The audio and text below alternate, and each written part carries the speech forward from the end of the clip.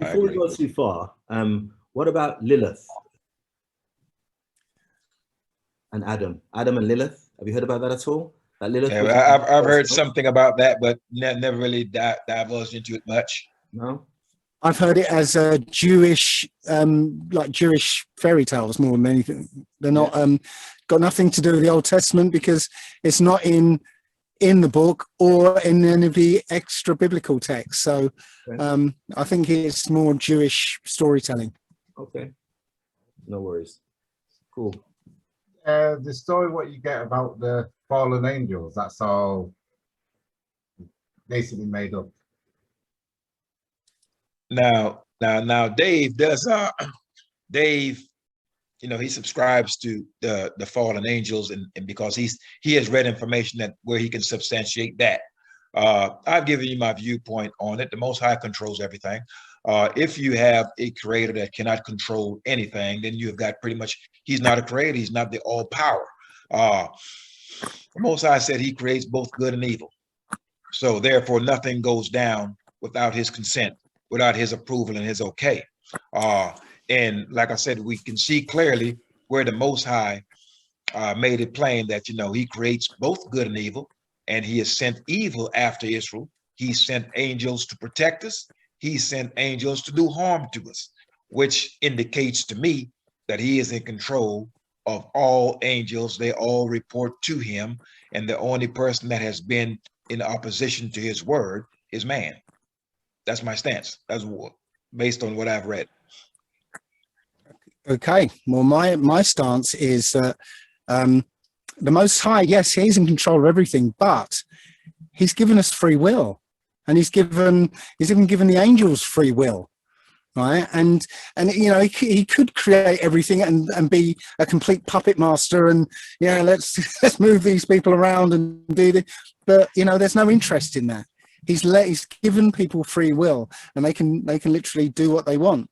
And again, my view is looking at a lot of other books that I wouldn't necessarily trust because the ones writing them have their own agenda, but knowing that to make a book be believable, you have to throw in a lot of truth in there. So you can look at like the Quran. I think it's a book of bullshit, but they have to put a lot of truth in there to make it believable. So in that book, it tells of which again, I think it lines up with a couple of scriptures in the Old Testament. It says that when Adam was created, the angels were instructed to worship Adam as they would worship the Most High. And one of the angels, again, angels have free will, angel said, no, I'm not doing that. So this is that chief angel. He said, I'm not doing that. I'm more powerful than this creature. This creature's made of mud. I'm made of smokeless fire, So I see the rebellion there being the catalyst for messing up the genetic experiment of basically Adam and Eve, okay? Because Adam and Eve were never meant to have children. That's again, another contention of mine, that Adam and Eve were meant to be more immortal. I think that says that in Wisdom of Solomon 1-3 or something like that, that Adam was created as immortal until it was, I can't remember the verse, but death is a reward for sin. So no, it says something about Satan, getting involved and messing it up, essentially. I've lost my thread now. I do that all the time. Yeah, Dave, you were saying that you were on the track saying that Adam was intended to be immortal. Yes, he was intended to be immortal, but because, again, free will's in play here. The angel got involved, messed that immortality up by showing them about sex. The angel had sex with Eve. Eve went and showed Adam, right? And I believe as part of when you have sex, in that act, you lose some of your vital energy in creating a child, and that loss of energy stopped them being immortal anymore. And that situation was messed up. I have another bit of evidence of that. I'm not sure I should be talking about it yet, but it's a bit sensitive. Maybe I will talk about it. Okay. Well, hold it. Maybe you'll be able to do it on the next cast. Now, here's something I want to add to that. You're stating that you may feel that Adam and Eve were meant to be immortal. Now, do keep in mind that the Most High made sure that when he placed that flaming sword, once he had cast them out, was to ensure that they would not eat of the tree of life and become immortal. So therefore, and live forever. So therefore, that was, if we're reading the text, the intent was not for them to be immortal, because that's why that flaming sword and the cherub was placed once they were cast out, that if man was willing to go against the Most High's law, statutes, judgments, precepts, well, then he may eat of this tree of life and become like us and become immortal. So he was not intended to be that in the first place. Moreover, the Most High is the only one that lives forever. And so therefore, no one else lives forever. He is the first and the last. That is the Most High. So certainly, when we read those texts, certainly Adam and Eve were not created to live forever.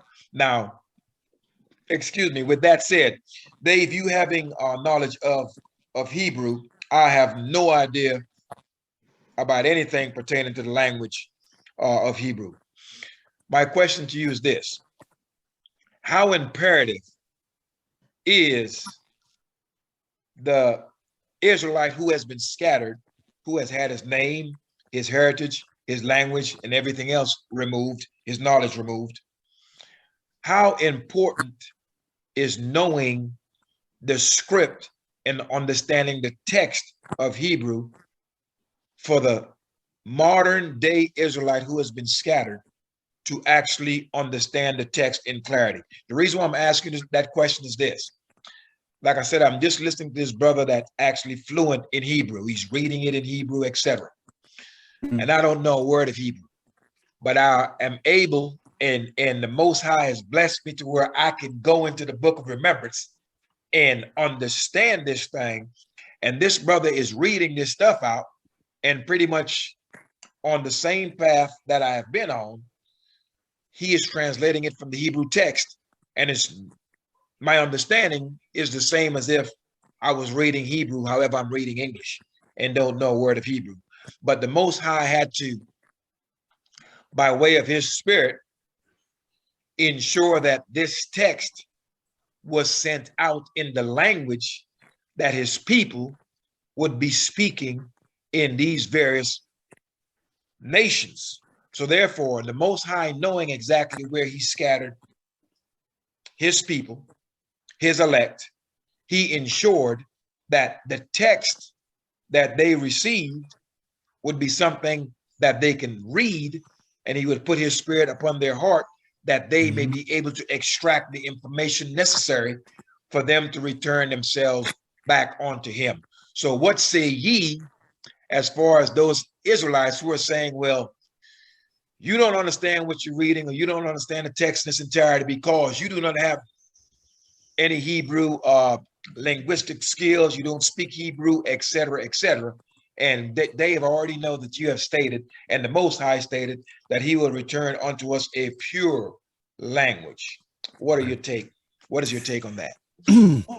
Well, I think the Book of Remembrance is just that. Yeah, the bare book that you can pick up in the library is enough, right? To allow his people to read it and remember. Yeah, the whole Christian thing has been about keeping us away from the Old Testament. Look at the New. Don't look back there. Only look at it when we tell you to look at a particular verse. Yeah, don't read the rest. It's old-fashioned. Yeah, it's enough. The Book of Remembrance on its own is enough to wake up the sleeping Hebrew. Now everything else is just gravy. It's just like when I started looking at the other books like Jasher, it was it gave me more of a rounded view of the book. It showed us how powerful we once were. Yeah, Book of Jasher, amazing. It's like reading a Lord of the Rings story. Yeah, it shows us how powerful we were. It shows us the motivations of the our enemies. It shows us, it just gives you a bigger view, but you don't need it. You don't need all these extra books. The book on its own, right, tells you the story, our history, and gives you the guidance that's necessary for us in these times. And it also tells us the law that we have to follow. That's all it's needed. That's why I'm very suspicious of people who claim, "Oh, I've got the language, I can teach you, and you can be without this special source, you're not going to be chosen by the Most High." No, I don't think that's at all true. Just one more thing, just to sort of rebut your what you just said, Lee, about about Adam. Wisdom of Solomon, chapter 2, verses 23 and 24. For God created Adam to be immortal and made him to be an image of his own eternity. Nevertheless, through envy of the devil came death into the world, and they that do hold his side do find it. That's what it says. So I'm just going what it says, So, Brother Lee, before I let you get into that, to finish up on the point about the Book of Remembrance and it being everything we need, I'm in total agreement with that, because indeed, as you iterated in so many of your lessons, if the Most High does not give us a law, then there's nothing to judge us on, and the Most High is just. So he must have left us some breadcrumbs that would be discernible by us to be able to return to him. When you were speaking about the angels initially and how they answered to the Most High and only we can rebel, I believe in Genesis, it does say where the sons of God, quote unquote, sons of God, descended upon the earth and took daughters amongst men and bore giants to them. This seems as though it contravenes the Most High's will. So what's your take on that if the angels do indeed answer to the Most High and don't have free will to rebel against them? All right, now here's the thing. In Genesis, it doesn't say that angels descended upon the earth. It doesn't say that. What it states is that the sons of God saw the daughters of men and found them to be fair. They were fine. They were good looking. And so they lay down in the bed with them, cohabitated with them. And during this time, because a lot of our people have this thing to where the thinking is angels came down to heaven, had sex with people, and then this produced giants. That's not what it states. It states that the sons of God, who are the line of Seth, because the children of Israel, are we not the sons and daughters of God, of Yah? We are the sons and daughters of the Most High. That's who we are.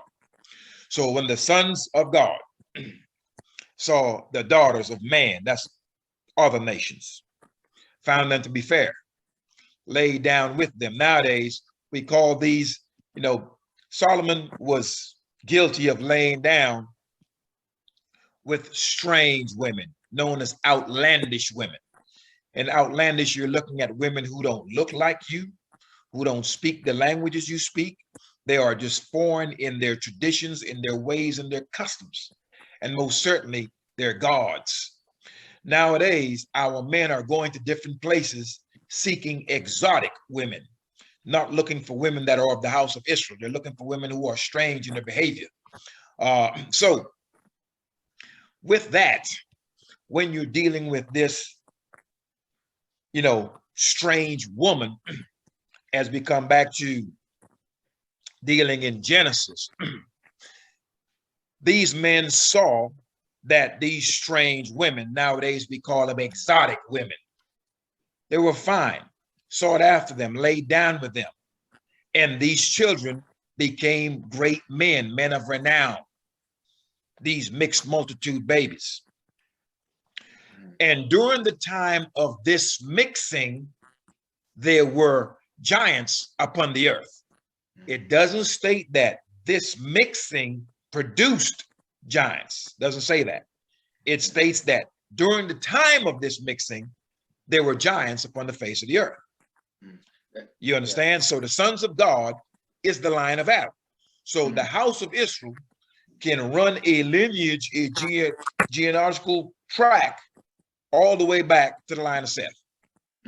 And that's who the sons of God are. And now if you look today, you will see that the sons of Yah, the sons of the Most High, who are the children of Israel, the nation, to this very day, we still see the daughters of man to be fine and seek after them. And we were instructed clearly not to do this thing. Interesting take, Brother Lee, Okay. because I always understood, I mean, I was under the understanding that while I was reading the book, that the sons of God referred to angels and the son of man referred to human beings. However, I am in agreement with you with regards to us indeed being the sons and daughters of Yah, the house of Israel, of course, but I'm just going to do further studying to that point.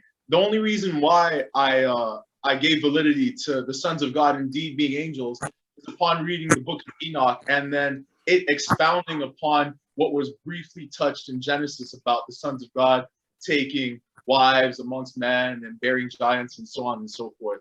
And just the fact that there is a vast chronological order that seems to have predated that specific event that's not expounded upon in Genesis is why I gave credence to that.